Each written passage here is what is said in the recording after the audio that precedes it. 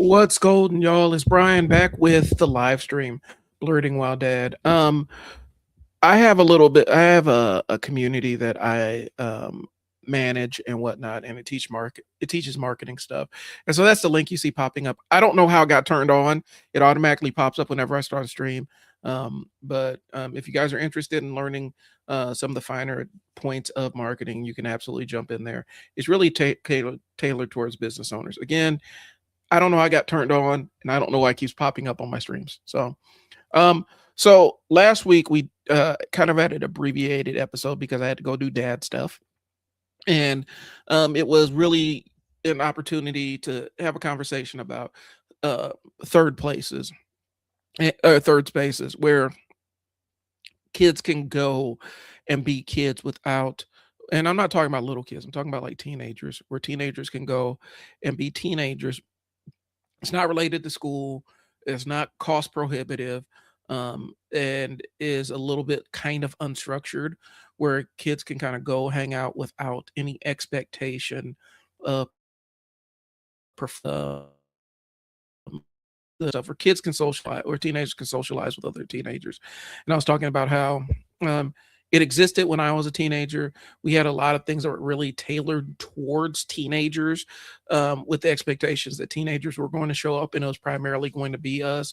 And you didn't have an adult hovering around, basically criminalizing our existence there. And I posted that. And one of the interesting things that happens, and this is weird social media kind of thing, where you post something that is your experience, unique to where you are and where you live, and a perspective that's unique to your experience and where you are and where you live. Invariably, you're going to have somebody show up who doesn't have a similar experience. And the interesting thing about the internet is, um, there are people who don't quite understand that your experience is not the universal experience for the whole. Like your experience, your lived experience is not. What's going on? What's up, man? We have this weird thing where it's like people think that their lived experience is like everybody's default lived experience, and it's not. But yeah, like I said, I was talking to my son and basically talking about what I used to have when I was a teenager. We had places to hang out. Like, you can go to the mall and not get harassed by cops. Or you still had mall security on some BS. But if we bought something, they didn't harass you. Now it's almost like they're chasing kids out of the mall. But we had roller rinks and all kinds of other places where we can go. Hell, when I was as an older teenager, when I was like 16 or 17, we even had a nightclub to go to. Like, it was geared towards teenagers. It was a juice bar. We had a DJ. They had a dance floor, their pool tables and everything. It was really meant as a nighttime hangout spot for teenagers. You pay your $5 cover, you get in.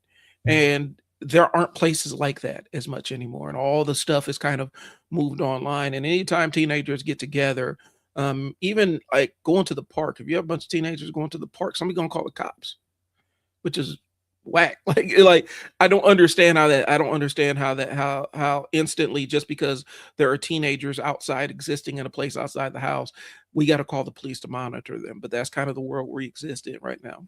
And so, like I said, I did that. I posted it on social media, and some people got in their feelings about it and saying it's ridiculous. You think that teenagers should just be out and be unmonitored and blah blah blah.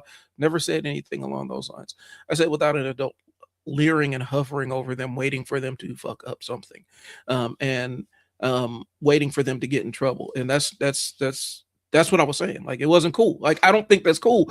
I think kids need to be able to exist as kids and act as kids do, within bounds, and still have the ability to mess up and do the wrong thing, but learn the lesson from it. Most of us, when we went out, there's always somebody who is acting a fool. There's always somebody who's doing something that they weren't supposed to be doing. And we looked at them, and they were in the minority of all of us, and they ended up getting jammed up or caught up in something, and we just kind of used them as a working example of what not to do. Right. So that was the entire conversation. And like I said, people started feeling some kind of way about it. They said the library. Yeah, well, we have the library too, but you ain't going to hang out at the library every single day, as a kid, and where it's entertaining to that point. You might go and play games one day or a couple times a week, but that, making that your the base spot, that's kind of sad because there's no other place for you to go. So that's really what the conversation was last week, and that's where it ended. And like I said, there's only one section of the show. There's only one section of the show, realistically, and so I have a lot more of heavy shit to get into. I'll get back to the comic books next week, y'all. I'm a little behind on what I'm reading anyway. I do have some breakdowns of Immortal Hulk. I do have probably an opinion about Wonder Man. I finished that this week, and I'll probably slide that in here.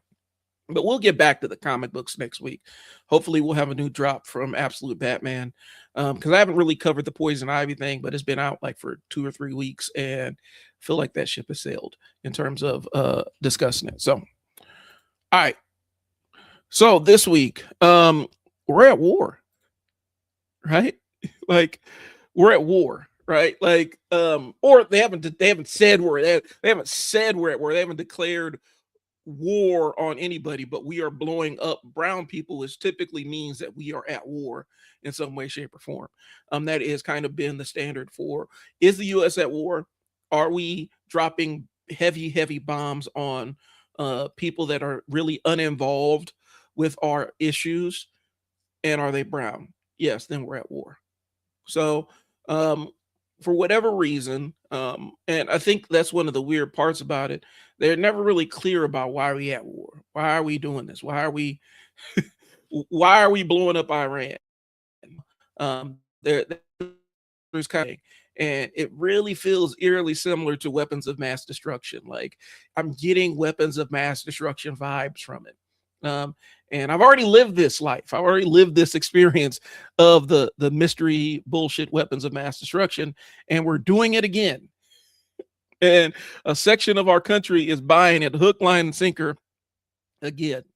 So, but before I get into that, for those that don't know, if you haven't been able to suss it out, I am a current events and political nerd. That is one of my nerd uh, fixations. I do comic books, movies, hip hop, video games, but also politics. My background is I was a journalism major, sociology minor, and I dropped out with like an elective, like two or three classes that were all electives to go. So I did pretty much all the coursework, and then I had to go work and get a real job. And so, but that's always been my fixation: journalism, the intersection of journalism, sociology, some political science sprinkled in there. And so I am a nerd about politics and current events and things like that. And so in this section of How Effed Are We, I'm going to talk about my general 1,000-foot view of the Texas primary. I'm not in Texas. I got family down in Texas. I got friends down in Texas. I'm not in there, but I've been following the race because I feel like it's a microcosm of the larger political climate in the United States, specifically as it pertains to Black voters. And so we're going to talk about the Texas primary and what went down in that Texas primary. All right. And I'm talking about the Texas primary between Jasmine Crockett, James Tallarico, and we're going to talk about electability and what that actually means. Okay. And I'm gonna talk a little bit about why Black voters are feeling like they got thrown overboard on this one. And the reason why you're seeing a lot of politically aligned Black folk who are talking about and opining about that specific primary are frustrated with the system as it exists, and it has more to do with a pattern of behavior and less to do with who won or who lost. Okay, so I'm off my script a little bit, but I'll frame it a little bit. When I first started hearing about this race, I started hearing about they were basically going to primary Jasmine Crockett, and a lot of it had to do with how her map got drawn, and there's a gap between her getting in to the race because she didn't quite know where she was going to be, because they were waiting for some stuff to settle with the Supreme Court, and the dudes I remember very clearly, and I can see the dude's face. I can't remember his name. See, is Asian dude and this white dude. And they were on my social media talking about how she was brash and she was unelectable, and she couldn't rally the base that they wanted, and they wanted to remove her. They needed different leadership in that seat.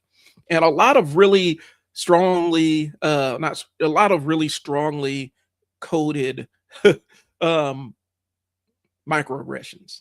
Basically, she's black and loud, and a black loud woman isn't going to win over isn't going to win over blue Texans. And that's basically what they're saying, because they were trying to get her to win over white Texas voters, white Democrats down in Texas, and male Latinos. And that's who they were hyper focused on. That's who they were obsessed with. And they thought that James Talarico was the answer, Protestant white dude, who is, somebody said looked like he's built in a lab to run in Texas as a Texas Democrat. And so they decided that that's who they were going to put their chips behind. Okay. Instantly, that put a lot of black voters on edge. And I'm talking about folks I've talked to down in Texas, down in that area. It put them on edge because they're like, wait a minute. So she was good enough to serve in the Senate, but she's not good enough to retain the seat and run again. She's not electable. And they went through the whole primary thing. There was a whole lot of voter suppression. There was some allegations of voter suppression that went on. A lot of really ugly back and forth going in terms of, why Jasmine lost. There was some stuff that was like lies. Like I asked this dude on Threads, I believe, like, I keep hearing the allegations that Jasmine is getting paid by AIPAC, right? The American Israeli Alliance or whatever, their political action committee. I keep seeing it, but I keep seeing the allegation, but there's no real proof. And they brought up, they showed the thing from AIPAC Tracker, which whatever that source is compromised, because they've kind of shown that it's a right-wing source, that what happens is whenever there's a candidate they don't like, they will manufacture some weird connection to getting AIPAC money, and then publish it. And then as soon as that person's gone, that information disappears and into the wind, but it's already disseminated. It's kind of how propaganda works, right? Propaganda doesn't have to be true. It just has to sound good when it comes out of somebody's mouth. And enough people will believe it. Like you could tell a lie that sounds convincing, and no matter what the actual truth is, you could show people the truth. But if the lie is convincing enough, there's always going to be a segment of the population that will always believe the initial lie that they heard. Because for a lot of people, it's physically difficult for them to say, yeah, I believe that, but that thing seemed to be wrong. And so that's how propagandists understand human psychology, right? And so they can publish something that is absolutely inherently false or completely and totally false. And they know that even if the truth does come out, there's a huge segment of society that will still believe the lie. And that's what happened. They said she took a bunch of AIPAC money and stuff like that. There wasn't necessarily any real proof or any primary sources that said that. It was all secondary and tertiary sources that said it. And the website they used has a specious connection, because it doesn't, you can actually go to the FEC and find who's taking money from who and get an accurate record of what's legally documented. And so that's what happened. And so they use that as the wedge. And then it turned into Democrats versus progressives. And then the back and forth online. What was going to go regardless. And a lot of black voters are feeling used. And I think there's a couple of different reasons why. One, the coalition side of things, where on the campaign stump, and something that white leftists tend to do is they want to seek alliances and try to capture the white working class, Like, one, it's a weird designation because most black people are working class. And so, but they try to make white and working class a redundant term. Anyway, they want to capture the Democrats who used to be Democrats, the white Democrats who used to vote Democrats, and all of a sudden switch their alliances to MAGA. They feel like those people are redeemable and they can extract them from the cult. And so they're going to commit every single resource to extracting them and bringing them into coalition with all these other voters. And one of the things that black voters kind of say is, hey, this dude was a Nazi up was acting like a neo-Nazi on Twitter up until a couple of weeks ago. Then uh president pissed him off and now he don't mess with the president no more. And so now y'all are like, oh, he was posting a bunch of white supremacist memes up until last week, but he said he ain't on that no more. And so what we want to do is bring him under the tent, and then the black people are going to teach him how not to be racist. Black people are like, hold on a second, wait, what? Yeah, we're gonna bring this dude that used to be racist, but then he says he's not racist no more, and he wants to vote. He wants to go out and be part of our coalition. So we're gonna bring him in, and then y'all can teach him how not to be racist. Black people say, we're not comfortable with that. And then the next thing is, why are y'all being so divisive? Like, come on, why?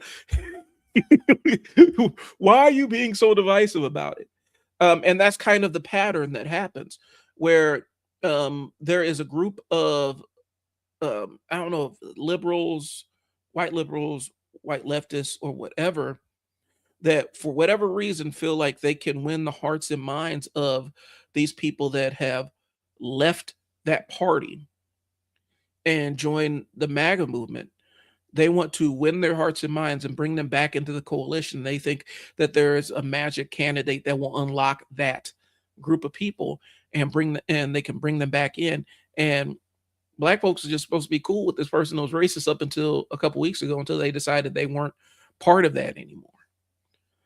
And so that's what happens. And so they'll use our political action, the fact that from a political standpoint, we are one of the most active groups in terms of getting out there and marching and doing activist work and doing a lot of that coalition building. Like, we're the ones that are out there on the front lines doing a lot of that stuff when we have a political interest to advance our candidate that we want to support. And they'll expect that level of labor, but then they want to get to choose who sits in the seat of leadership every single time. And now black voters down in Texas are like, because this guy has come out and said that he wants to reach out and bring in some of these former MAGA voters and bring them into the fold and bring them to the coalition. And these people have said harmful things and really haven't done any kind of the work to prove that they aren't still aligned with those really harmful and ugly ideologies. So I'm way off my script, but I had to get that out there. So that's the fight I've been on Threads, which I've kind of given up on Twitter as any kind of discourse. Twitter, X, whatever. It is completely compromised by bots and neo-Nazi trolls. And so anytime you post anything leaning towards it, invariably you're going to get swarmed under with either somebody rage baiting so for engagement, somebody just saying something racist that's not even connected, or some bot that is this conversation has tripped their wires, and so now they're in the thread arguing like a real person. Twitter is completely compromised. All the people that got banned over the years for being incendiary, volatile, loudmouth, hateful, racist, and bigots, they just let them back. They let them back in, and they haven't really pushed them off the platform. And so they are back contaminating all the discourse and everything. And there's a big rush of them. And so Twitter is useless as any kind of discourse or even kind of rallying stuff, just because, or any kind of organizing or anything, any collective action. Twitter is useless at this point.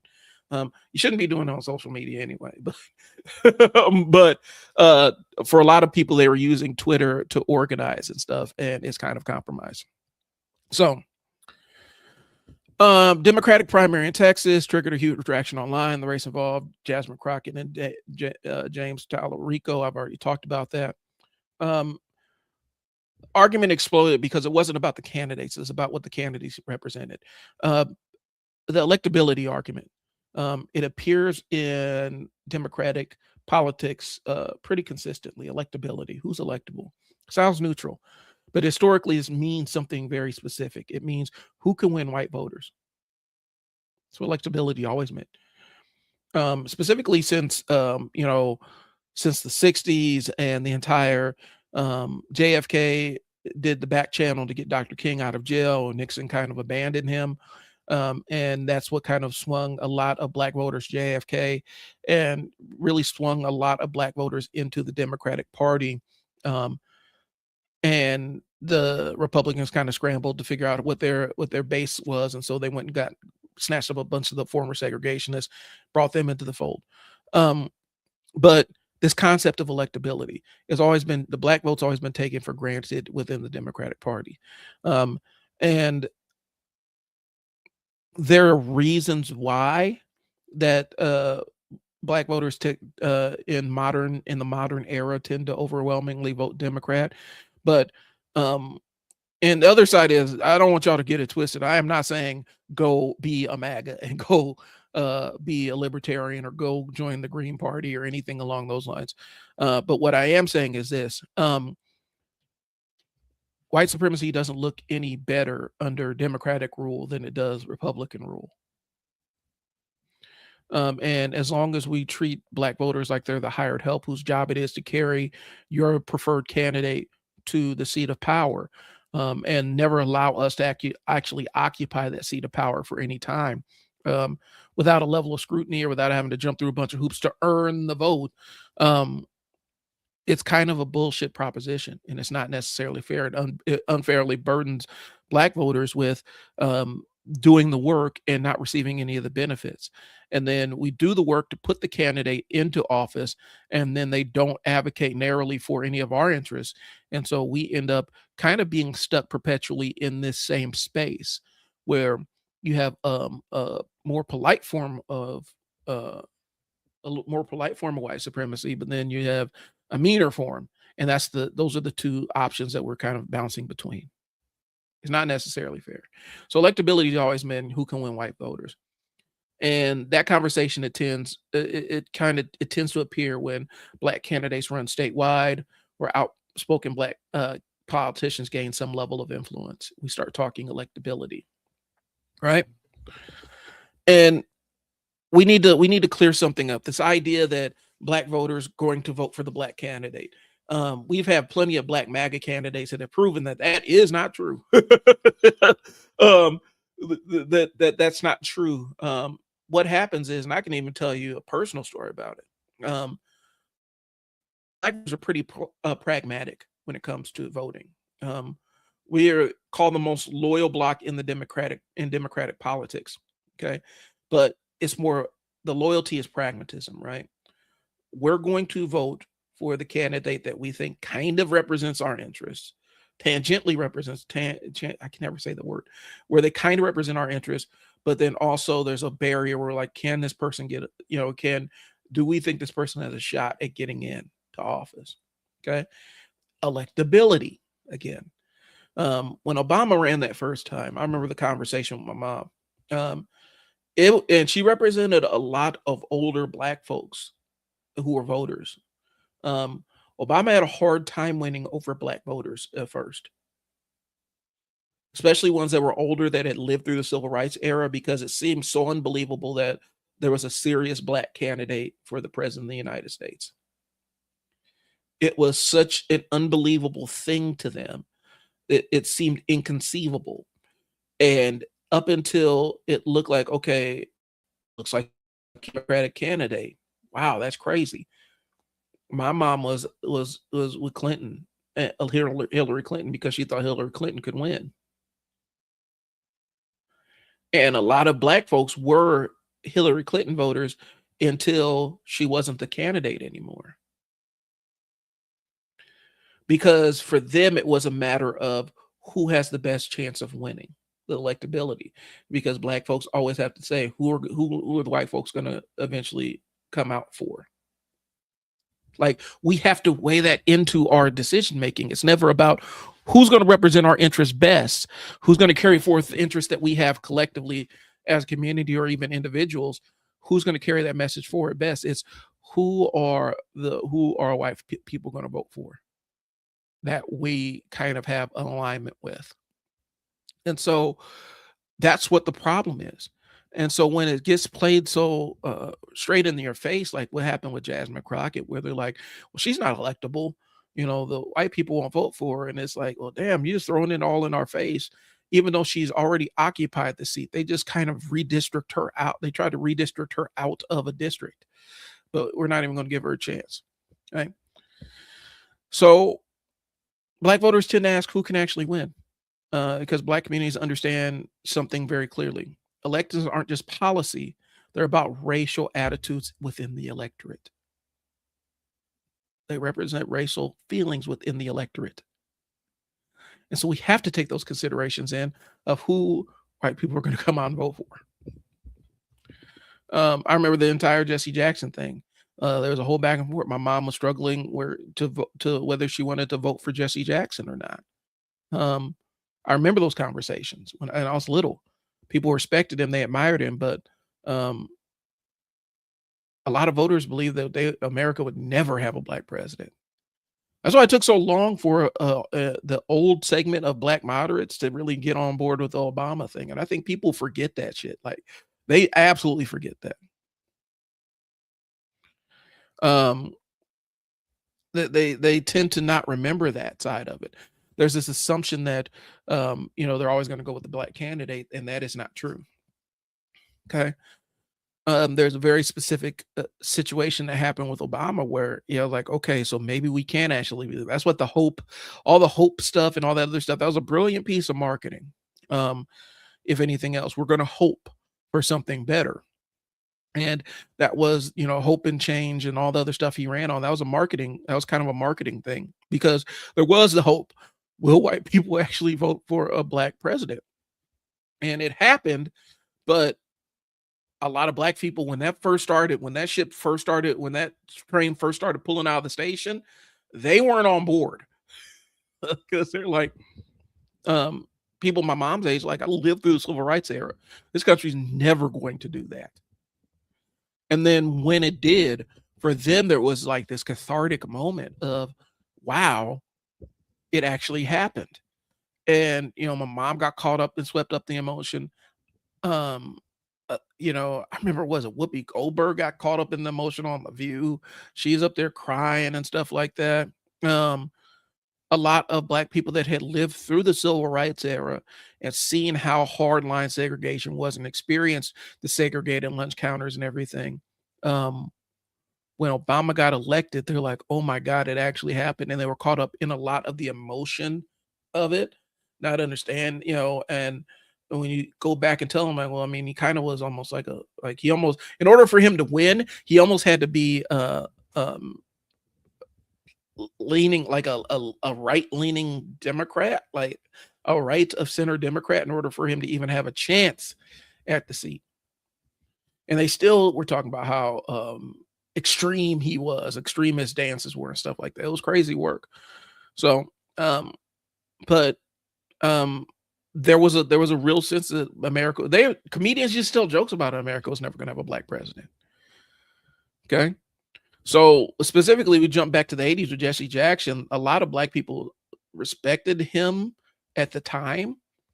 They supported him emotionally, were hoping the best for him, but they didn't vote for him. They voted for the person they thought was going to win. And like I said, Obama adjusted their calculation. Okay. Black voters really did ride with Hillary Clinton because she looked like the safest candidate at the time. And it took Obama going through an entire proving process, basically the entire primary process, before people actually believed, wait a minute, this can actually happen. Okay. And when he found that he could win over white voters in Iowa, that's where it really kind of took root. But here's the thing, you guys got to understand, there was a level of colorism to it. A biracial, light-skinned black man running for president, yeah, that's a lot easier sell than somebody who have been a darker-skinned black person. That's a harder sell, just because there's unconscious bias in this country about the shade of one's skin color. Okay. And so once Obama proved he could win, win over the white voters, black folks jumped behind him. But it took a long time. I remember it, man. If you weren't in the room and listening to these conversations, you really don't know. And I think that's one of the hindrances of a lot of the Democratic leadership. They're young, they're rich, they're white, they're affluent. They've never been in any real conversation or any real community with any group of black folks where they weren't the majority. Does that make sense? Like, they've never been in the position where they were actually a minority amongst black people. They've never interacted with black people or listening to black people, how black people actually talk when we're around each other. And so their view of how we view the world is not accurate at all. And we saw that with Harris's campaign and how out of touch some of her advisors actually were. And to listen to these motherfuckers now and listen to them make the podcasting circuit, they're still out of touch. They still don't get it. Okay. And these are the people that are considered leadership in the party, the young lions, but a lot of them are just rich white kids who grew up in liberal enclaves, and they never really interacted with any black people on any kind of level. They've interacted with black folks that might have been masking or code switching because they were, um, they weren't in their community. They had to leave the black community, go to the white community and perform in that community and then come back to where they were. And so they weren't meeting black people in their natural habitat. They weren't getting real opinions of how black people processed and perceived the political system in this country. And that's what happened with Kamala. Like that hurt her. Like that hurt the Harris campaign. That actually hurt her because the people at the top were so disconnected from what black voters want. And black voters still showed out for her. Like they still showed out for her. Okay. So Harris had a double barrier when she started. I'm not going to rehash all. I'm not going to relitigate all this because it hits a point of argument with white leftists, and we sit there and spar about the politics of race. And I think one of the blind spots that a good size of white leftists and white liberals. I'm not throwing y'all in the same basket, but both of y'all can catch the smoke. Um, there's a real blind spot when it actually comes to how complex black people have to, the layer of complexity that black people have to view the world through in terms of a political thing. For some reason, I've talked to them. There's people that think that all you got to do is find, this class solidarity. And if we just focus on class, all the race stuff goes away. And that's not true. It's absolutely not true. Because if you look at the pictures, even looking at the old photos of, when they used to lynch us, when it was a public event, like when it was like a picnic and everything, and you bring the kids out to watch them kill a black person. That was comprised of white working class folks. Race and class have always been intertwined. You can't separate those two things and have a robust conversation. And I think that's a real blind spot. So I'm not going to go into the what happened with Kamala Harris. I'm going to talk about black voters had a quiet calculation regarding her. A black woman is going to face racial bias and gender bias, and those two biases happen at the same time. There are men in this country that will not vote for a woman. Doesn't matter what she, or they won't vote for a woman that they're not attracted to. Let's talk it. Let's talk about it. Like, there's so many different nuances to how male voters vote. And so when you have unconscious racial bias and a conscious bias, two things run into each other, and it makes it very hard for a black woman to get elected without the support. But instead of forcing white voters to say, no, if you want this candidate, if you want your political will advance, then you need to come out and show and do what black and brown people have been doing for years, which is going out and voting pragmatically for the candidate that we think has the best chance of winning, regardless of whether we're in love with them or not. Some of them won't do that. They have to put in the white candidate. And in the Texas race, it's really interesting because black voters are basically saying the same thing, the same response that white voters were doing for Harris and also for Jasmine Crockett. If she wants my vote, she needs to come earn it. They're saying the same thing about their candidate. If he wants my vote, he has to come earn it. And people are fucking mad about it. Like they're irate about it. And I got a couple of different theories about it, but I think one of the real panics is they see in their mind, there's this window of opportunity to turn Texas blue, right? And I don't think that, and I could be wrong. I hope, and on some level, I hope I get proven wrong by this. I don't buy that James Talarico is going to win the Senate seat. I just don't. I don't think it's going to happen. I don't think it's going to matter what coalition of voters really get behind him. I don't see it happening. But if he does, cool. Cool.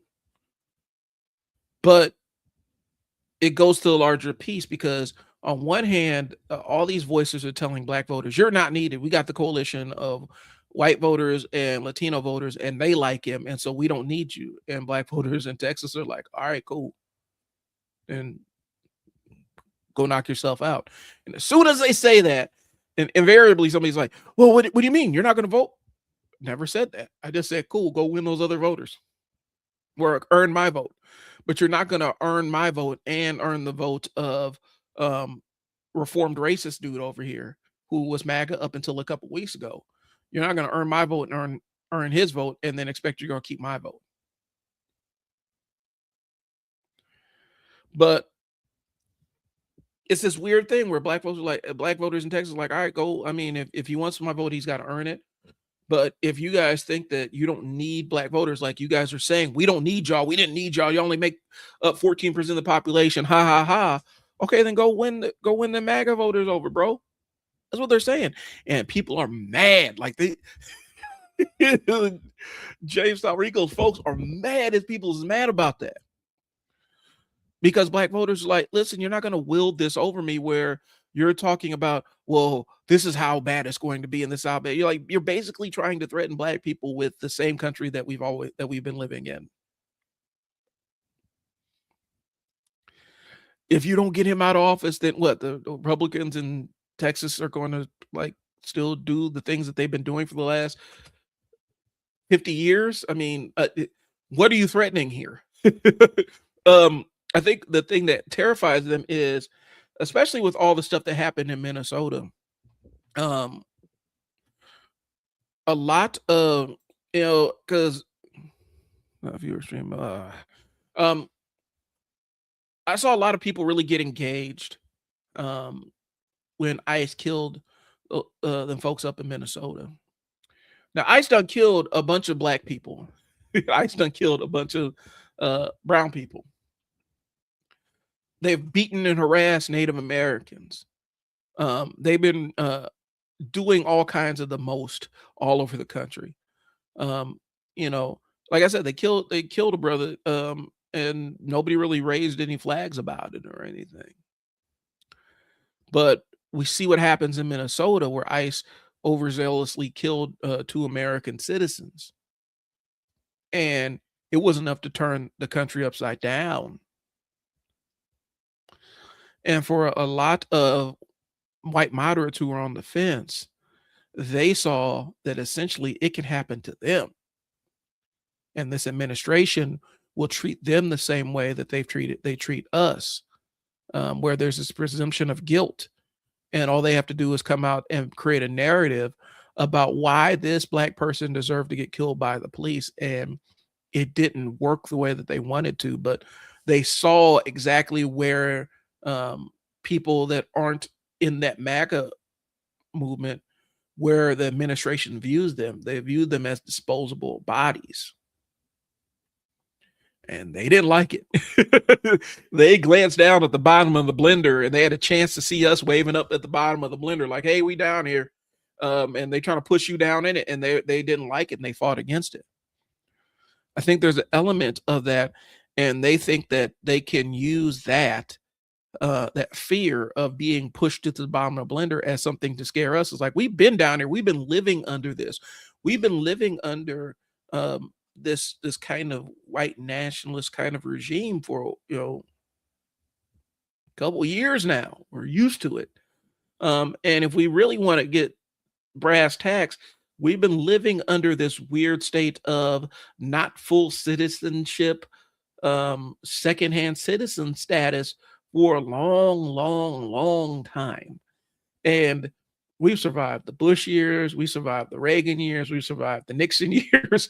Like we're going back, FDR. Like we survived all of these different administrations on some level, but y'all haven't.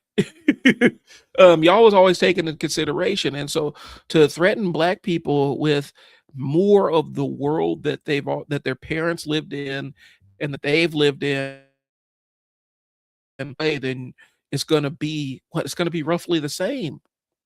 I'm not one of those believers where I'm so nihilistic where I don't think politics matter at all or votes matter at all. I am a little bit more jaded about it. I'm not that hard line where I'm like, none of this matters, and I'm not nihilistic to that point.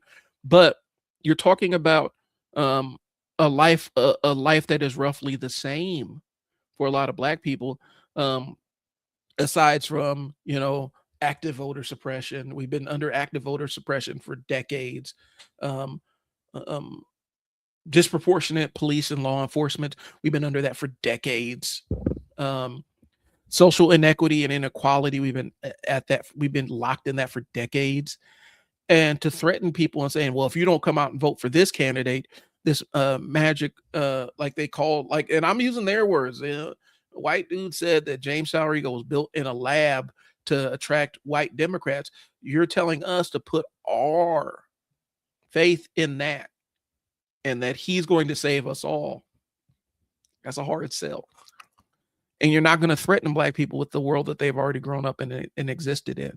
We already lived through Trayvon Martin, Tamir Rice, George Floyd, Sandra Bland, Sonia Massey, all these people that we done seen murdered unjustly. We've experienced all of that. I've have friends and I've had people I know actually be killed by police and experience cover-ups and stuff like that. And to use that as a weapon or some kind of thing to threaten Black people with is like, it's not gonna work. It's not gonna work. So the reaction after the Texas race, primarily at the primary results, Black people online start expressing frustration, some anger, some grief, some disillusionment. And the response from many white moderates was immediate: calm down, don't sit out. If Democrats lose, it's your fault. Like within 24 hours, get over it, guys. Get out there and start stumping for our candidate that we told you was electable because your Black candidate was not electable. There was it was panic. And the reaction revealed something deeper. Black folks are the most reliable turnout group in Democratic politics. So when frustration appears, other parts of the coalition start to panic. Wait, we can't depend on them the way that we were dependent on them. Oh shit, what are we gonna do? Out as lectures instead of actually listening to what we're actually saying, what the grievances are. I got called a bot 1,000 times on Threads, bro. Like, and they're like, well, this is a brand new account. Like, yeah, because I just opened up the account for Blerding While Dad on this platform. What are you talking about? Well, you must be a MAGA bot. I am not a MAGA bot. And I posted videos on here. You should know, like, all you gotta do is go to any social media I'm on and see that I am not anywhere aligned with that. But it was this weird panic. And it goes to a larger point of how we perceive Black people's emotions in this thing. And so now I got a story. um, and this happened a couple of times at the organization I was at. One of the very first times was I came into work. This was probably the same year that this happened. I came into work. My cousin had been killed by the police. And this goes in the John Henryism thing too, where I never really take a day off when I'm grieving. Like I don't remember the only time I've ever taken any time off from work when I was grieving was when my mom died. But I would tend to work through it, which is not a great thing. Anyway, my cousin, a friend, and we didn't find out we were related until later on in our friendship. We met each other when we were like 3 years old, and 3 to 4 years old. And I get the news that he had been killed by the police. And I kind of called and kind of told him, hey, what was going on? I said, I'm going to come in anyway, but and just so that you guys know I'm not all here. And they're like, oh, yeah, come on in. I go into work and I'll never forget it. I'm working with, and this dude was a bushfolder. Like, um, first thing he says to me is like, yeah, I saw what happened to your cousin. I'm really glad that his dad didn't try to blame the cops, though. Not, "Hey, Brian, how are you doing? You lost somebody that you've known for pretty much all of your life. I'm glad the cops didn't, eh, you know." And then a couple weeks later, I got written up because I wasn't smiling enough at work. This is not the first time that's happened at that organization, and that was the first time, but it wasn't the last. I got written up for not smiling enough at work. I was grieving the loss of a friend that I had since I was a little kid, but they wrote me up for not smiling enough at work because my sadness for them was this weird perceived threat that I wasn't this happy-go-lucky, bouncing all over the house, friendly guy that I had been. I was down, and dealing with grief, but I wasn't allowed to access that grief. I had to sit there and smile through it. They wrote me up for not smiling like I just lost somebody that I've known from all of my life. I had the same thing happen when I found, one of my aunts, you know, um, had to go in and get amputation for, um, diabetes and whatnot, and I kinda called them, and I didn't have all the details. I was just kinda filling them in on what happened, and when I said it, invariably, um, the other person I work with, the other manager, I basically had 2 managers there. Instead of saying, "Hey, Brian, what do you need?" It was, "What hospital are they in?" And it was this really weird accusatory thing, like, I haven't even talked to my mom to get the details. I'm still getting the details of where she's at. Where she's at, what hospital is she in. Like, super accusatory, not necessarily supportive, um, at all. And then I get another, when she went through that and then we lost her, I go through that again. "You're not smiling. Why aren't you smiling? I mean, like, you need to be smiling more." Like, I'm not allowed to access being down or grieving or having it wasn't affecting my work, anything else. They told me it wasn't affecting my work. It wasn't affecting my relationships in the house. I just wasn't smiling enough for them, and I got written up for it. The next time that it happened to me, I had a promotion. I was working in a completely different capacity there. And I was more of in a supervisory position. And so I had a director that was above me. Okay. At the time, I was dealing, my mom was sick, in and out of the hospital. Um, and there was a project that I had been working on, a technological project that I've been working on with IT, and I put in all the blood, sweat, and tears and all the groundwork and all the testing and all the other stuff and all the coordination on my end, in addition to the job I was doing because it was gonna help our caseworkers out in the field. And I watched them take my work and literally attribute it to somebody else and give them the credit for it and shove me to the background. And I'm just my mom being sick in and out of the hospital and stuff like that. And I got written up for one, when I take my mom to the ER. Um, and I was sitting up there with them. They're like, "Well, we couldn't reach you." And I said, I contacted you and told you about it. And it's your job as a supervisor. When I call you, that's how the chain of command works here. I call you if I have something where I'm not available, you become available to my staff. You just didn't want to come off your weekend." In the hot mom. So I got written for being in the hospital with my mom, and then written up for not smiling enough when I got back. Um, when it was such a weird thing, and it keeps coming back to this. Whenever a black person has in a lot of professional settings and mixed company, whenever we have emotions that aren't happy or laughing or joking, things are more complex than that.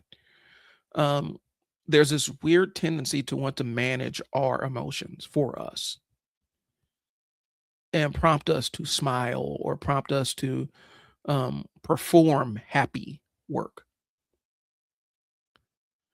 And I saw that jump out after the Jasmine Crockett, Jamestown Rico thing, where they're telling black folks down in Texas, you need to get over it. Why are you mad? You're not allowed to be upset about this. You need to get over it.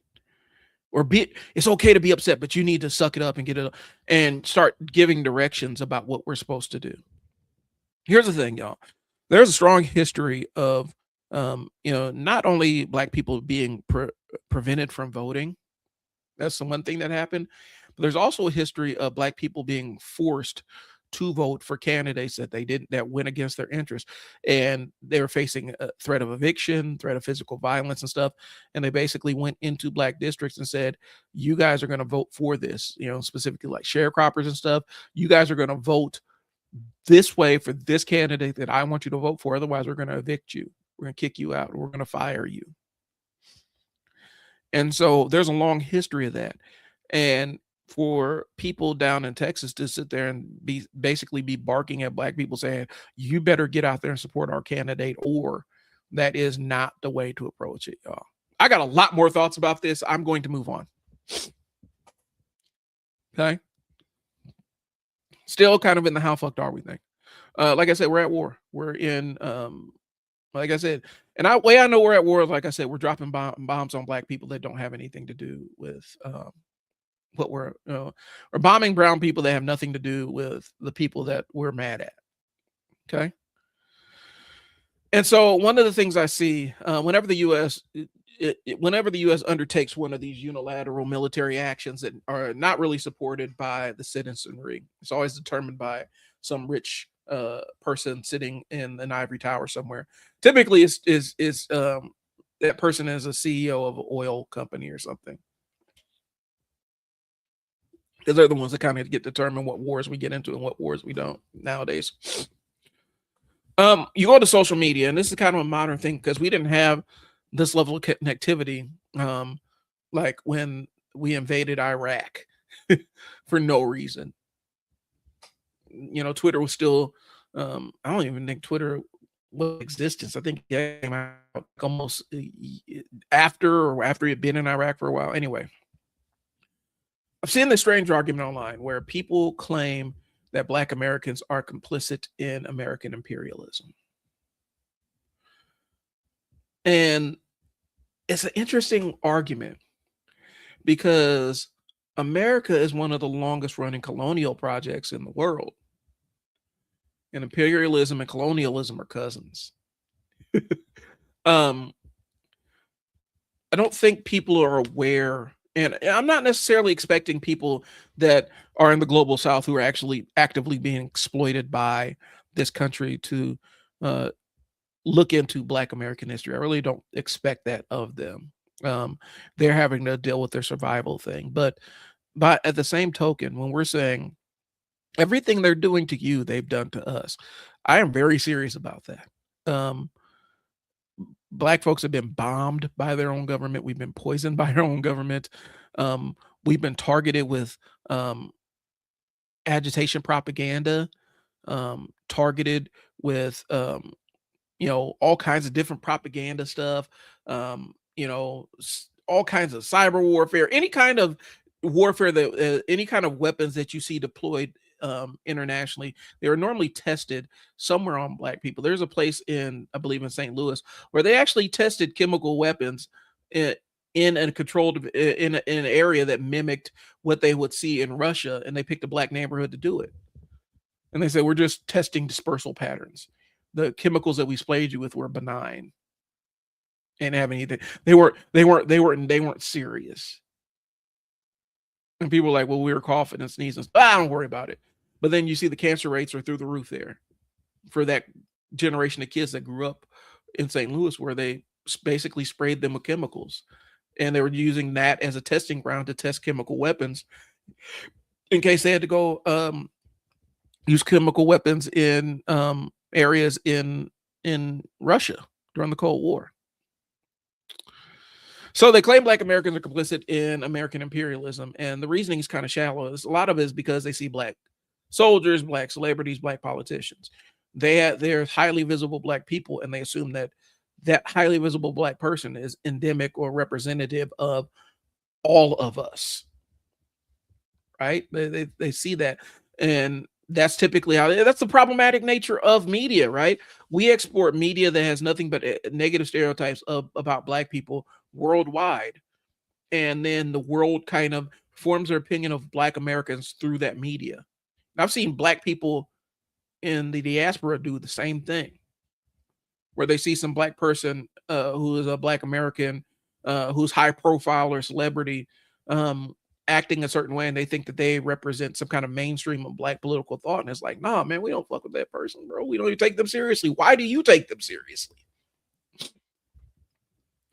So they see black soldiers. Most recently, they got some. They've made these black girls dancing as the who are soldiers.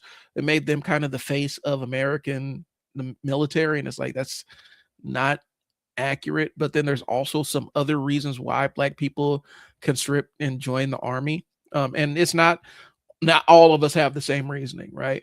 But I could tell you, growing up, um, my generation, they targeted the shit out of us in terms of recruiting us to the military, bro. Like they targeted us relentlessly. And it was framed as, hey man, if you don't join the military, man, you probably gonna end up in jail, bro. I even got swept up in it. I was college bound. And it was kind of known that I was college bound. And it was still kind of like, oh, that college thing might not work out, bro, you know. And you know how it works, man. You drop out of college, and then next thing you know, you're getting in and you're getting into legal trouble and stuff, and the military can keep you out of jail. It was sold to entire generations of black and brown folks and white folks. Like poor white folks got swept up in it too.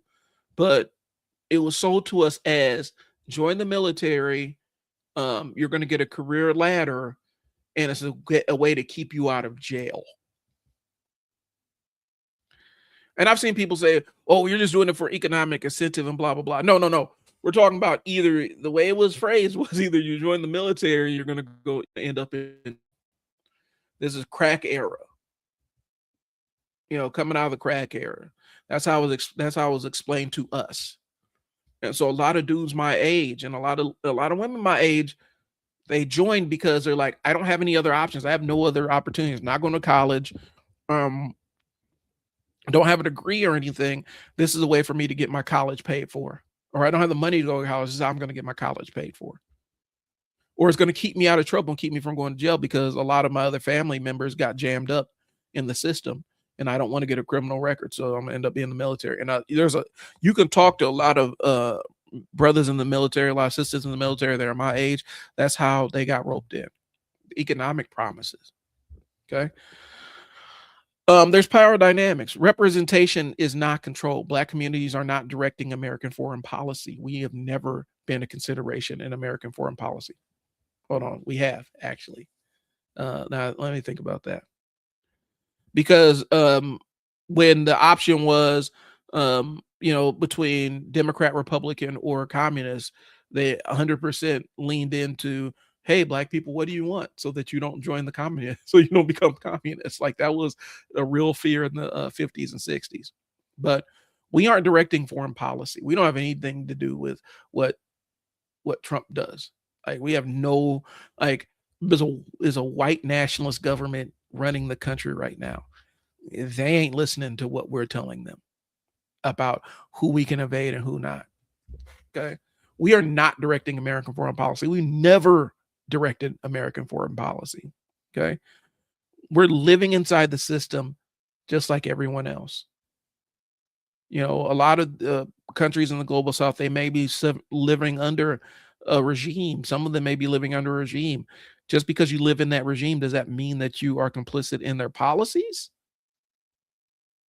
Or are you just trying to survive day to day? Because that's what a lot of black folks in this country are doing. Okay. So let's talk about imperialism versus colonialism. Okay. Imperialism. This is when a country projects its power abroad. It's really interesting to see people from the UK opine about what the US is doing. Um, when you can probably find people in Kenya that survived concentration camps, British run concentration camps. Like they're on our neck about imperialism. Like, let's talk about some of the other, India, Kenya, some of these other countries that you involved yourself in. Um, you were pretty crucial to forming Israel. Like there's a lot of other aspects to that. But imperialism is projecting power abroad, military intervention, economic domination. Okay, that's kind of the lane of imperialism. Colonialism is control over populations inside the territory itself. Okay, extraction, surveillance, restriction. That is what a lot of black folks in America are living under. It's a colonial project, bro. And so you ask who've been hostages of America to disrupt their imperialism.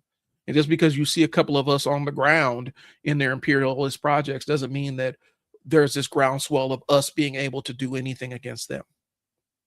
Why don't you guys get out there and overthrow them? Overthrow who? What? When? What? There's a recent history of black activists being disappeared, bro. Like, look at what happened. The Ferguson activists who keep getting dead. Where they found bro shot in the head in his car and set on fire, and they're talking about it was a suicide. What? So the idea that we have this enormous political capital to force this country to do anything is kind of wild. Okay.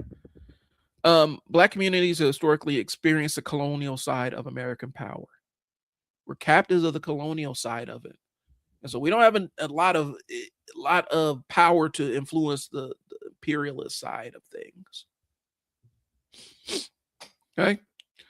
So examples of internalized colonial control include slavery, of course, slavery, sharecropping, the Jim Crow, redlining, COINTELPRO, and people don't understand what that is. COINTELPRO basically was our intelligence agencies were actively trying to disrupt what they thought were what they perceived as political threats to their power in this country from the black community. And so COINTELPRO used all the different psychological warfare things, and they beta tested a lot of psychological warfare things that you're seeing played out in other countries right now. They beta tested them on black folks. The most famous example that people always point to is what happened with the Panthers, where COINTELPRO was kind of a double-edged sword because it was designed to sow disinformation, but also distrust. So a lot of the Panthers didn't know whether they were being worked, and that was the thing that worked. That was a mechanism that worked the best because they didn't know who to trust. They were jumping at shadows, and they took advantage of some of the vices of the Panthers and things along those lines and exploited them. But COINTELPRO, Brother Malcolm, on MLK, all of these people, all of the Jesse Jackson, what the entire thing about Al Sharpton possibly being an informant, all this other stuff comes from different aspects of American intelligence working inside the country to subvert any acquisition of black or consolidation of black political power. Okay, mass incarceration is another one. The prison, the preschool to prison pipeline is a real thing. These systems are internal forms of control. They're not signs of shared power. Okay. Black people are surviving these things on a daily basis. Military is framed as an opportunity ladder. Okay. A lot of critics misunderstood black folks military participation. Especially during Vietnam specifically, there was a lot of black people that got drafted in there. And they made an exception to try to draft as many black males as possible. So we're kind of overrepresented in that aspect of it. And it was kind of seen as a way to thin the herd. Like I said, I have family that went over there and experienced some horrific things. They still live with the nightmares of being deployed over there. Okay. And you talk to them about the racism they encountered in the military, especially during the Vietnam era. It was absolutely crazy. Okay. But military has been always framed as opportunity ladder. All right. And they misunderstand how black people participate in it. In communities, in a lot of black and brown communities, Native American communities, any impoverished community, Military is framed as a pathway to education, a path to stability, a path out of poverty, a path out of incarceration. Okay. And they targeted a lot of working class kids. Now, the pivot is you're starting to see more and more middle class kids represented in the military. But for a long time, they targeted us. And so while most of the people you may see in doing military service are middle class, um, you're going to see an outsized chunk of working class and people from marginalized communities in the military, because that's how it's been framed.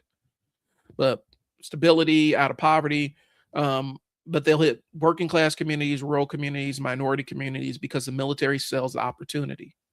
The entire joke about, hey, you can come and get a Hellcat, like that's kind of how it's been framed. Okay. And that doesn't equal ideological support for imperial wars. That's, I'm trying to stay out of jail. I'm trying to have a life. I'm trying to earn a living. But then also it's there's a level of because when they was coming, when they were, like I said, they were even trying to get me when I was in high school, even though I was college bound. And the way they approached me was, first it was, well, the college thing might not work out and you can get in trouble and you might go to jail. You can do the military, get some maturity, and then you can go to college and really crush it. That's the first thing. And when they found out, I was like, yeah, but I got an academic scholarship. Well, I mean, if you come in, you're a candidate. And they looked at my ASVAB scores, like, you're a candidate for officer stuff. I'm like, I don't think so. Then they found out I was asthmatic and my feet were flat as boards, and they're like, yeah, we're not going to mess with you anymore. But that's how it was framed to me. That's how they kind of stepped to me.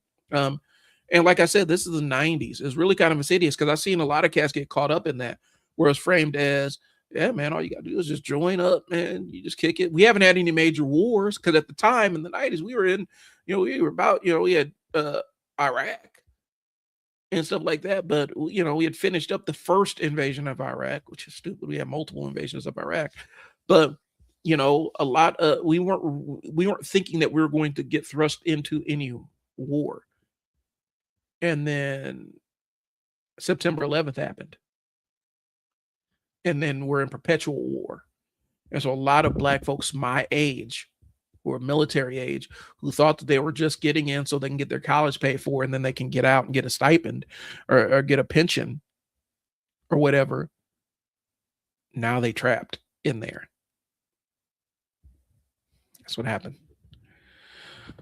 So the military sells opportunity, and it doesn't equal ideological support for these imperialist endeavors. The reality of growing up post-crack era, my generation saw the crack epidemic. I saw mass incarceration, the collapsing job markets, collapsing opportunities caving in on themselves, hyper policing. Like, you couldn't walk outside your house without seeing a cop driving around somewhere. Cops that were bored. And they would just, it was just expected that if you was outside at a certain time, you was going to get assaulted, thrown up against the wall, searched, and sometimes even worse. Not going to get into that. And so the environment that the military looked like structure, looked like discipline, it looked like paycheck, it looked like safety, which sounds crazy to say, but it looked like a way out of all of the other deleterious things that were happening post-crack era. And like I said, I'm not expecting somebody who's in the global South who is suffering under American imperialism right now to understand that or know that without me saying it to them. But the way it was framed to a lot of Black kids, and that's why you see Black soldiers, is framed as this way out. Now, some of us, it was always kind of the thing. You were in a military family. That's what everybody did. Your dad was in the military, uncle's in the military, and you're just kind of following tradition. But for some of us, it was, what else are we going to do? Because, like I said, for guys at my age, man, there weren't no job. The job market wasn't there. Everybody's trying to go down to Atlanta or start a rap career. The pickings were slim. Okay. And so a lot of times the American marketing machine, it exports this land of milk and honey kind of thing. Exports this global image of prosperity, the American dream. But poverty in America can be brutal, bro. It used to work in how I worked in houses where people didn't have electricity or running water and stuff. Um, you know, and just because poor people have more resources here than they have in other places doesn't mean that it's not equally as brutal. Okay. And so the poverty here can be really extreme and brutal. And just because it's contextualized in a wealthy country doesn't mean that it doesn't exist. Right.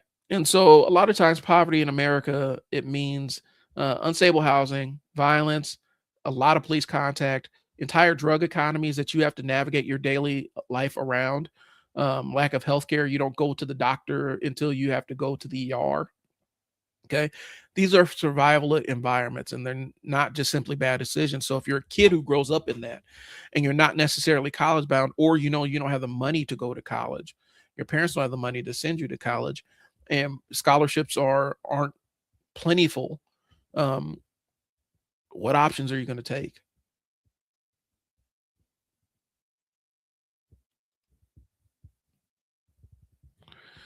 So seeing Black American faces in American institutions doesn't mean Black communities are controlling these institutions. Being represented in these places is not power. It's just us existing there. Okay. I'm kind of circling back here, because this is the next segment. I've kind of touched on this. I gave the entire thing about the emotional policing of Black people, um, and acceptable emotions versus unacceptable emotions. And um, there's a cultural reaction to Black emotions. Like, our emotions are dangerous. If we're not happy, if we're not joyful, if we're not joking or laughing or smiling, people assume that there's danger there. You know, it's danger. Um, and so in public, we can be happy, we can have humor, we can be entertaining. But anger, frustration, grief is a big one. Self seriousness, uh, experiencing depression in public, um, can be detrimental, especially if you're a Black person working in a corporate environment. Okay. Um, they got to, some people feel like you have to manage that emotion of a Black person because it's dangerous. It's really weird. I've had it. It's hard to explain unless you've had it happen to you, where you get punished for grieving, and people know that you're grieving. People know that you're having a hard time interpersonally, and you still get punished because you're not smiling enough. Like I said, I've been written up literally because I was not smiling enough. It was made no, it's not affecting my job or anything, but I just need to smile a little bit more, act like I'm happy to be there, even when I wasn't 100%. Okay. Um, it wasn't performance, it wasn't hostility, I was not smiling enough. Okay. These moments came right after my cousin was murdered. I wasn't cheerful, I wasn't joking, I was grieving. And I got written up because I wasn't smiling enough. Nothing else. It wasn't you're being mean to the clients, you're making us, you're unpleasant to be around, none of that stuff. It was just I was just not happy enough for them. And they felt like that was a threat to them. Okay. Um, again, when my aunt was in the hospital, called to work to explain situation. Instead of concern, they were wanting verification. What hospital? What room number is she in? They asked me that, and I'm like, I don't know. I'm just getting this information from my mom, and she didn't tell me the room number on the voicemail. I don't know. I'm having a hard time believing that the suspension. Not, are you okay or anything?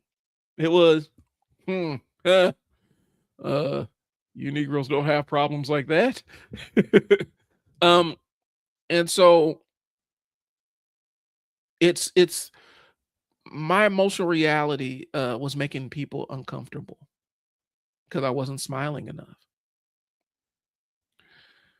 I don't think you understand what that does to a person, especially in a work environment, at a place, at a job you actually like, where you're actually getting penalized because you're not performing happiness to their satisfaction.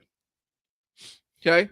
But then it goes into the political tone policing. Again, it goes back to what I was saying with black voters expressing frustration with the system. Don't say that. Calm down. You're hurting the cause. You're being divisive. Your needs, you articulating your needs and your frustration in ways that you feel exploited by this process that we all adhere to. It's giving me the sads. It's not making me, I'm not feeling the warm fuzzies behind that. And so you need to stop. Take that for how you will. All right, I'm gonna do one more thing, and then I'm gonna get up out of here. Okay, and this is words mean things. So I want to talk about the concept of contrarianism, and it's really a frustrating thing to deal with, um, especially on social media. Okay, there's a difference between being a skeptic and being a contrarian. Okay, there's a difference. Healthy skepticism and performative contrarianism. These are two different things. Healthy skepticism evaluates evidence. Contrarianism imposes consensus just reflexively. It just says, if most people believe it, then I don't believe it, regardless of what the facts are. Okay. So here's the analogy I've written up. So follow me. I got to read this because I wrote this 2 weeks ago. So imagine a lion is running through the mall and everyone's running towards the exit because they're like, there's a lion loose in the mall. We got to get out of here. The contrarian says, everybody's running this way. I'm going to run that way. I'm going to go towards the lion. That's how a contrarian thinks. That's not intelligence, y'all.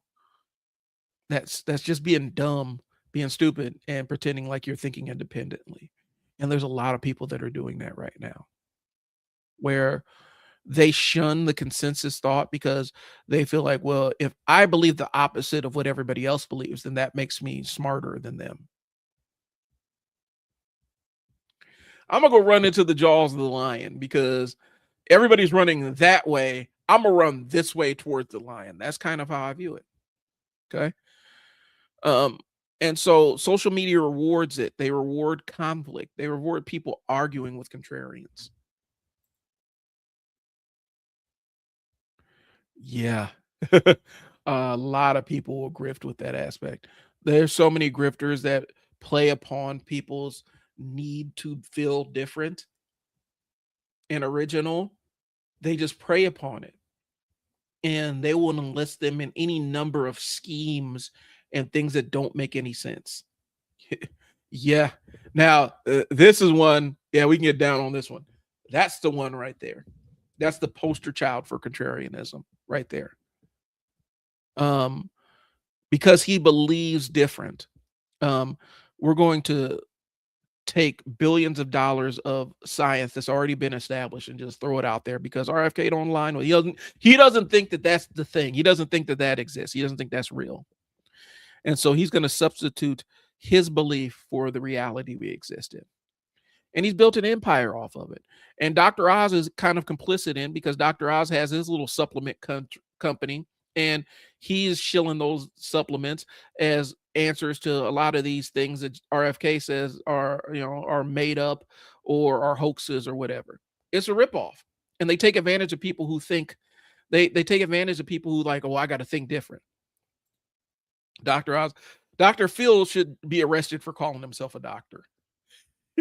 Like, I think his license, his behavioral science license was revoked. Like they stripped that because of some conflicts of interest stuff that he got into. I got to look it up, but if I'm not mistaken, Dr. Phil should be in jail for calling himself a doctor.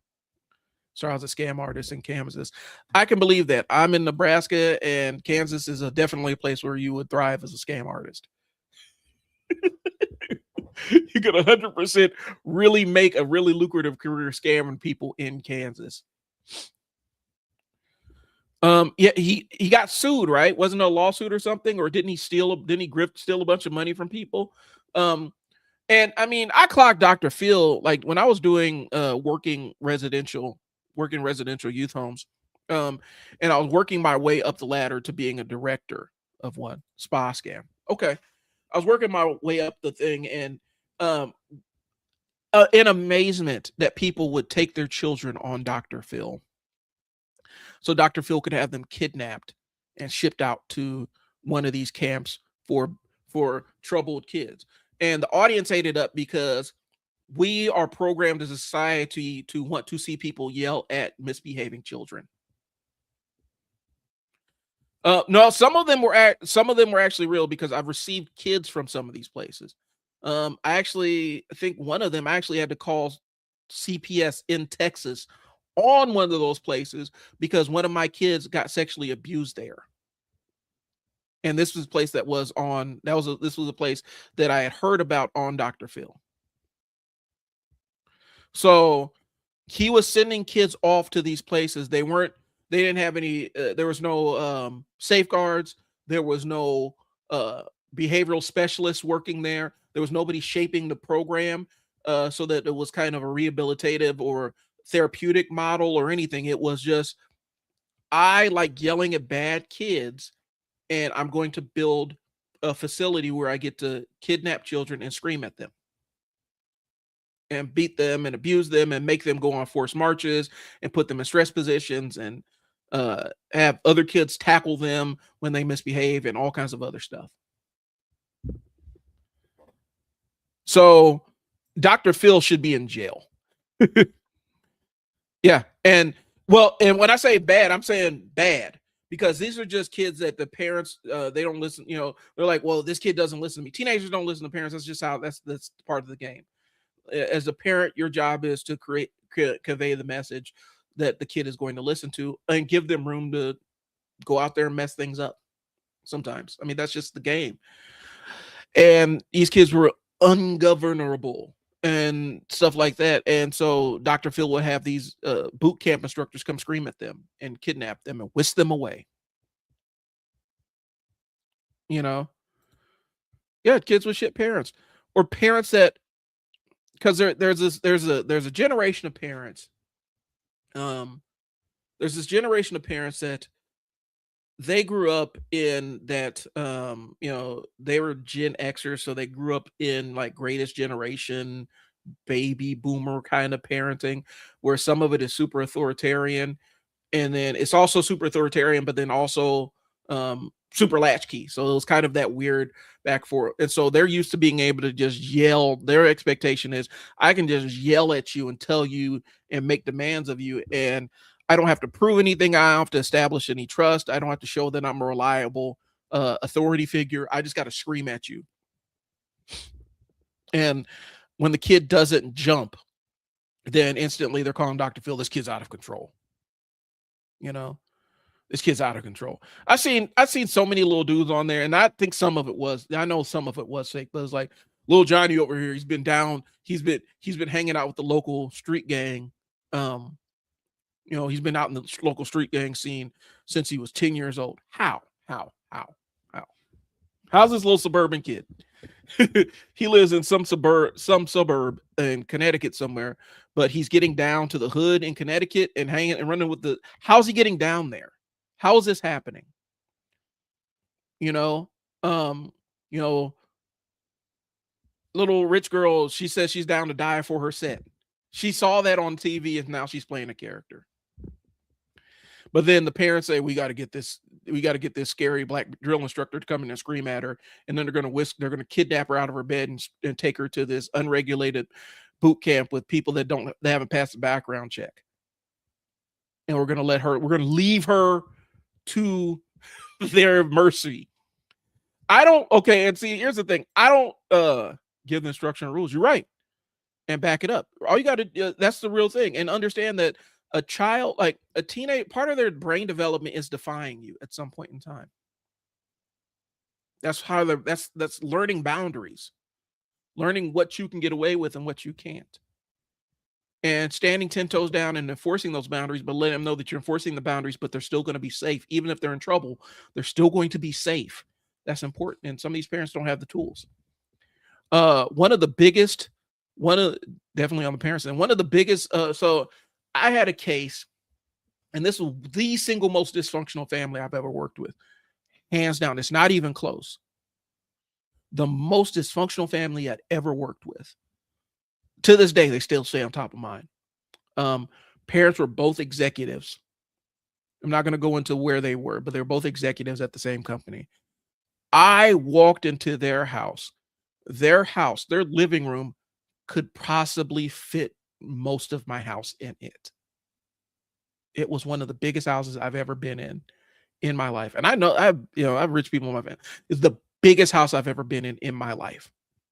It was the most dysfunctional family I'd ever encountered in my life. And these parents, they would have been the perfect people that would have called Dr. Phil and had somebody come and kidnap their kid, because they thought that's what I was there to do as the case manager.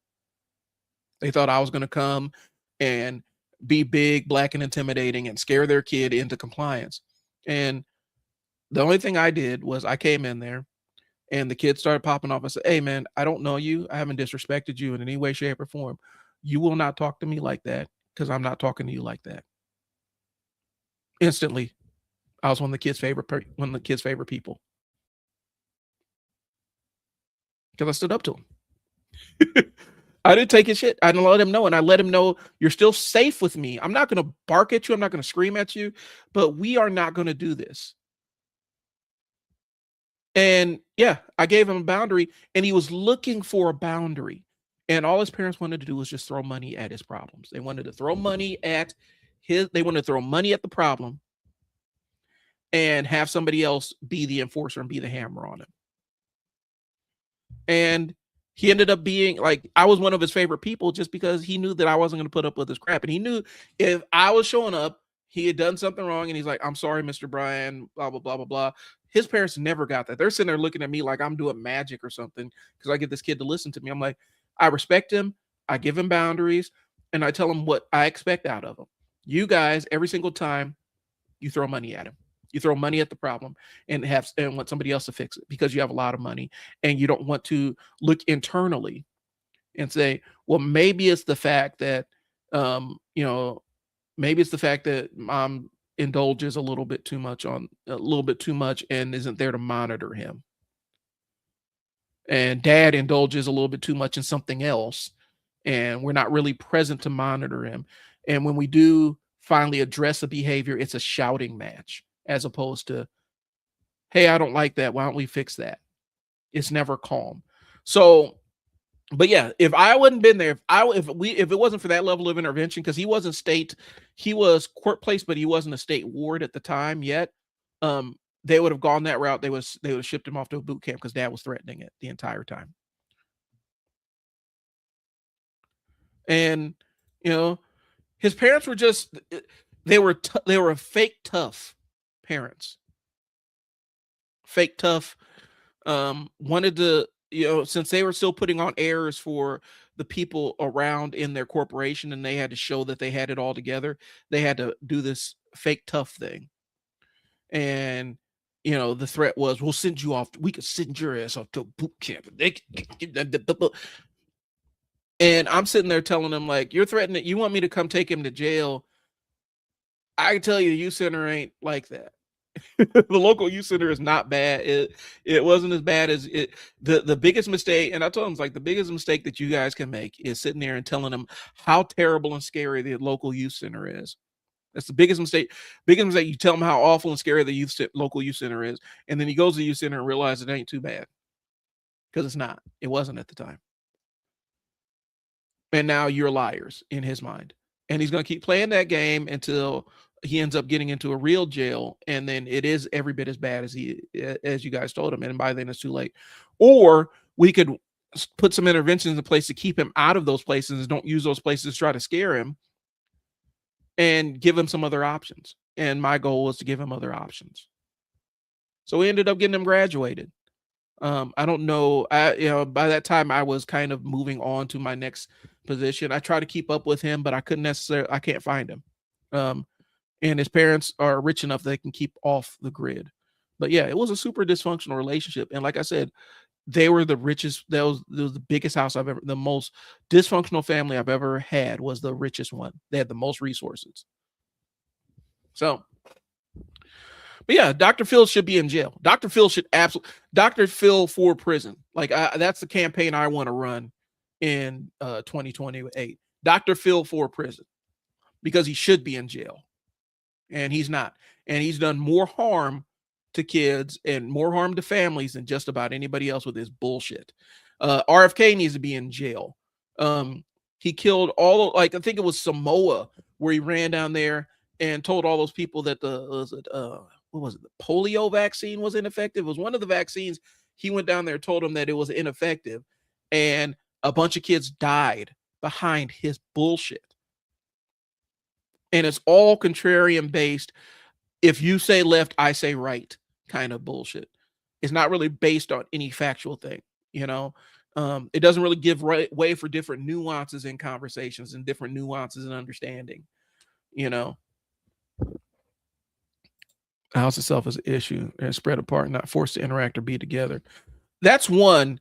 They weren't prepared for a teenager. They thought that they were going to have a cute little boy that they can just lavish gifts on, and take expensive vacations with, and we're all buddies and friends and go on these camping trips and stuff like that. They weren't ready for discipline, and they weren't ready to be the bad guy at sometimes, or be the disciplinarian, or the person that enforces a boundary on them. They didn't want to do that. And the only time they wanted to enforce a boundary is when they had reached that point of I want to say emotional arousal. They reached that point of emotional arousal where all they could do was yell. At that point, they never wanted to address the behavior when it was happening. They let it build and build and build and build. You know, and then of course he had the older girlfriend, the girlfriend that was older than him, and he was head over heels in love with her. She was like 15 or 16, she was 18. Well, no, this wasn't when, by the time I got to him, he was an older teenager. They didn't yeah, yeah. By the time I got to him, he's an older teenager, but he's 16, 17 years old. His girlfriend was like 18 years old, and he was all enamored of her. And mom was like, there's some mommy issue. There's some weird mommy issues going on, but mom was pounding the table. Absolutely not. And her pounding the table so hard made this into like this weird Romeo and Juliet kind of complex, as opposed to just let them be around each other, and eventually they're going to get sick of each other because they're both kind of the same kid. You just not fight the relationship, because now he's preserve the relationship because he knows that you guys are so against it, and he's trying to rub it in your face. Yeah, so the girlfriend was a lot. When I got him, he's like 16 years old. The girlfriend was like 18. She was older. She's the older woman, and all this other stuff. And he was like, like my uncles used to say, his nose was wide open. She had, his eyes would get all googly around her and stuff, and it drove his mom nuts. And she thought that she could say, "You're never going to see her again," and all this other stuff. And it turned into this weird family drama that should be on TV somewhere. And instead of just saying, "Yeah, I don't approve of her, but these are the boundaries," and letting them get on each other's nerves. And I told mom as much. Said, you need to just back off and let them get on each other's nerves, because they already fight like cats and dogs when they're together anyway. This is going to run its course. But as long as you are the person that he's rebelling against, he's going to run to her every single time.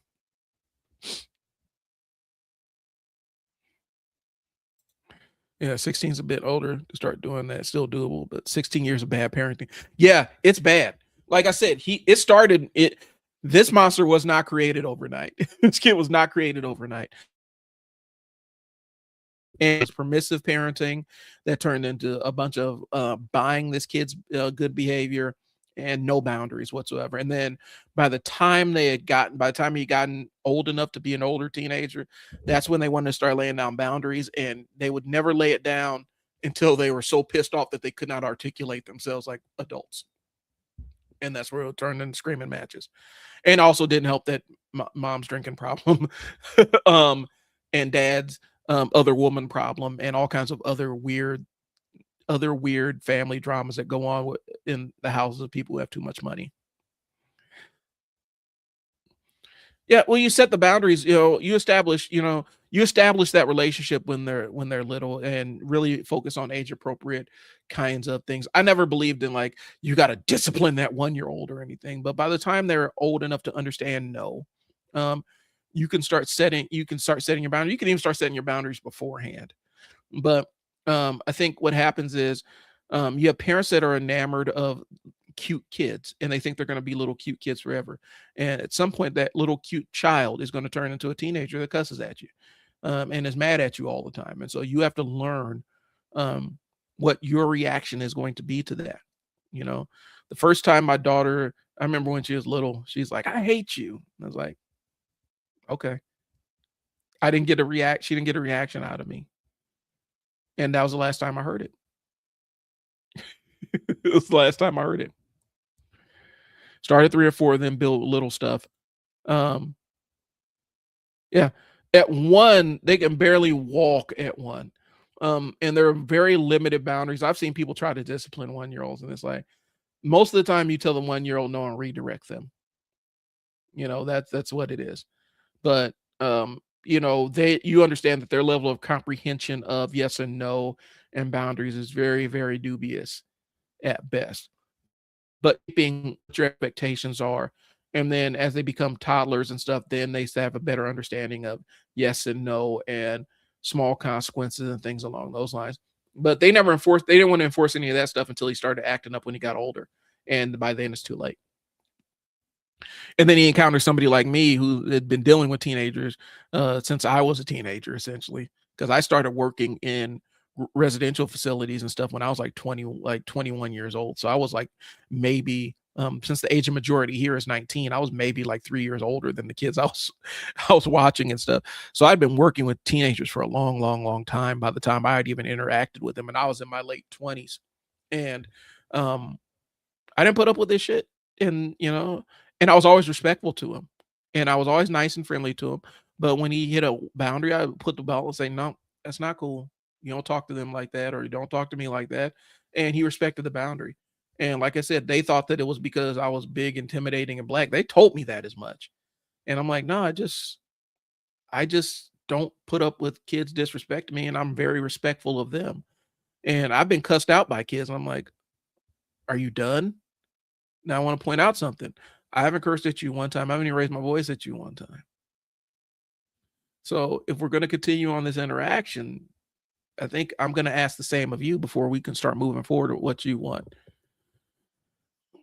And I would think that these super college educated people will grasp that, but it was like this thing. I did try to do parenting less, teaching them some parenting stuff, and they just didn't get it.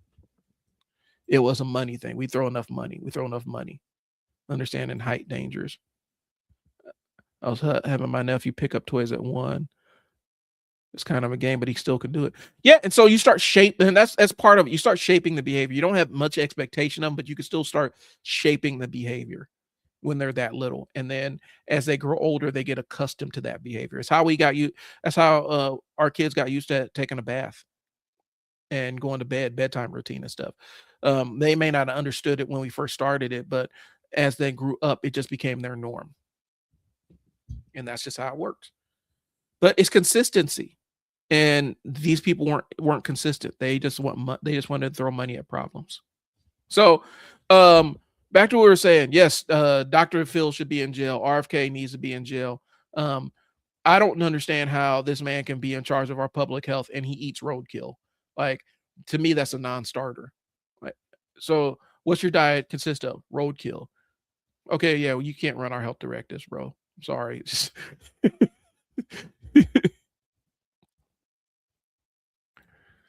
Talking to my sister yesterday with her son, and she forcing her to wear seatbelts and provide that force rule. Yes, kids like every kid that I've encountered, and I don't like to paint with broad brush strokes, but the reason why my programs were successful when I was running, when I was in that world, was I had came in with the understanding that kids like boundaries, but they fight against boundaries because that's what they're supposed to do.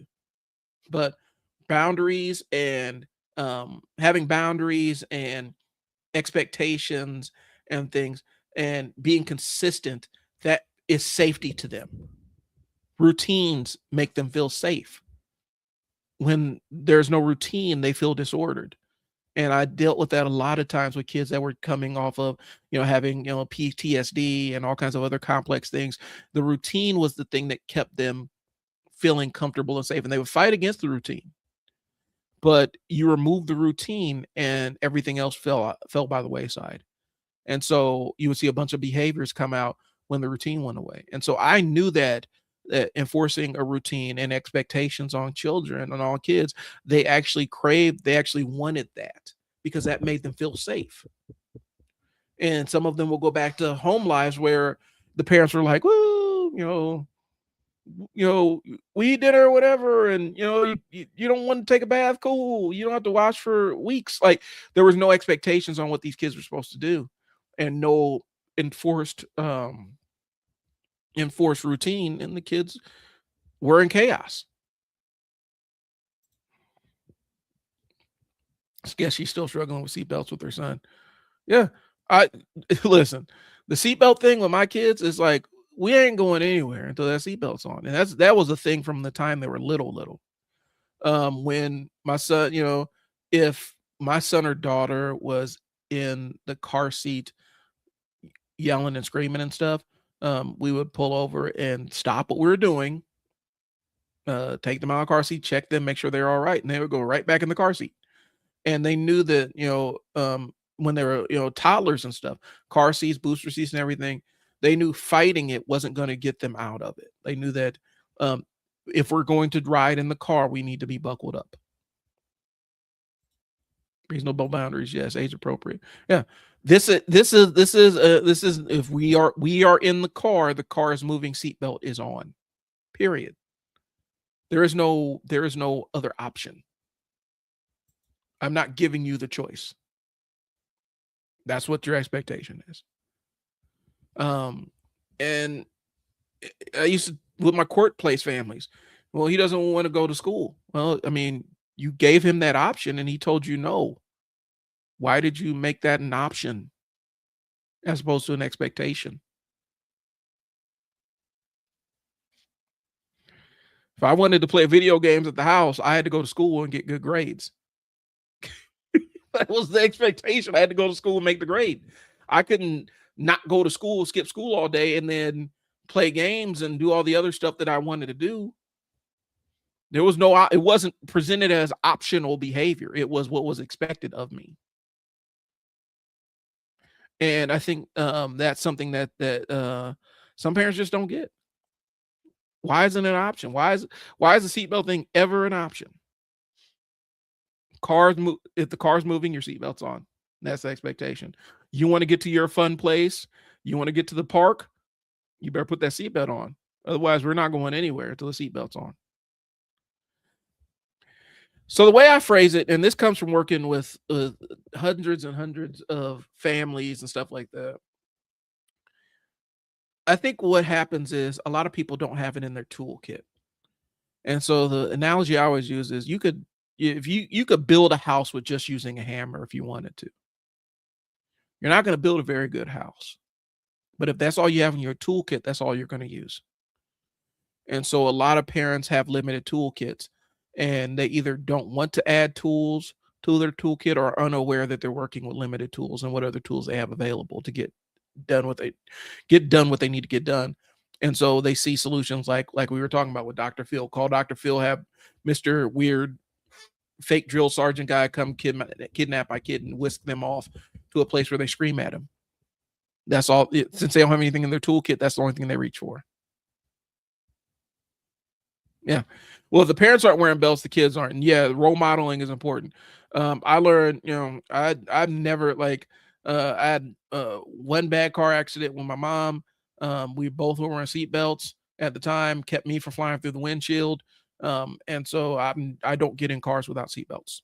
I don't ride in cars without seat belts. That hasn't been part of my life. When I was little, in the 80s, in the 80s, it was anything goes. And some cars didn't even have seat belts. You get an old enough car, it didn't even have functioning seat belts. But once we got, late 80s, 90s and stuff, man, seatbelts were on, and a seatbelt saved my life. And so it's like, I'm not gonna. It's just like um, the one time I said, and I was working in group homes at the time, I was like, I'm not going to get a flu shot this year. I'm healthy. I almost died of the flu, like almost died of influenza A. Like I was within a couple of hours of not being here anymore. And so that was the only thing I needed to say, okay, I'm never missing my flu shot again. Ever, ever, ever. And so when you role model the behaviors that you want your kids to, you role model you want the behaviors you want your kids to demonstrate. And some people aren't good with that. They want to act the way that they always want to act, but then they want their kids to act in a different way, and that's not what it is. You know, the kid is always watching what you do. Even if they don't do exactly what you do, they're always watching what you do. So that's what it is. All right. Um shoot, dang. I gotta go get bedtime stuff started for the kids. So thanks for tuning in. I do appreciate you. Please, thank you for jumping in the conversation. I love when people jump in and actually contribute something to the show. My stepbrother's out joyriding with his cousin. His friends, they're all giving him shit for putting on seatbelts. Somebody managed to keep on his belt, put their belts on. I don't know how he managed that. Anyway, came too fast. All were okay. Yeah, that's scary too. That's very scary. I'm glad they're okay. Because that's a scary situation. And he was the it was very fortunate to have him in the car to kind of convince them to get their seatbelts on. Right? It saved them. And hopefully you have a bunch of kids now that know as adults them seatbelts need to come on. All it took was the if you ever seen the video of the tomato in the steel box thing, somebody showed me that one time, I'm like, oh, that's not what I want in my life. And seatbelts on. Like I said, surviving an accident with a seat by a seatbelt is also was very instructive too. Just takes one time. All it takes is one time. Your skin is not tougher than a car. Your skin is not harder than a car. You know, And I'm getting, me and people made fun of me. Like I used to do videos in my car and stuff. I'm like, ha, you got the seatbelt on. I'm like, yeah, that's just me. Take that seatbelt off. Nah, nah, I ain't that tough. I don't have to fly through the windshield to prove anything to anybody. So, um, but hey, appreciate you. Is it Maddie Holmes? Thank you for tuning in. And I will do a segment about RFK because I had an entire segment on another thing about RFK and neurodivergence and me dealing with ADHD and the other A that I don't necessarily want to get diagnosed with as long as he's running a registry. But I probably will end up getting that diagnosis here at some point in time, just so that I can set an example for my daughter. But I will if you tune in next week, I will do the RFK show. Yeah, man. It's scary. Like, cause his view of it, his view of it is work camps. You just need to, you just you're not your brain doesn't work different. You don't experience the world differently. You just need a work camp to reorient yourself, you know, and thinking differently is just wrong in his mind. I used to tell people like autism, ADHD is just a different way of perceiving the world and experiencing the world. And I don't know why we need to cure that. And I don't know why that's dangerous for some people. But, you know, yeah, really helps with being put into a labor concentration camp. That is the key. That will make me feel less anxious. That will cure up my depression and my ADHD. Is fear of being put into a forced labor camp run by RFK, who eats roadkill, stores roadkill in his fridge and eats it, and swims in raw sewage,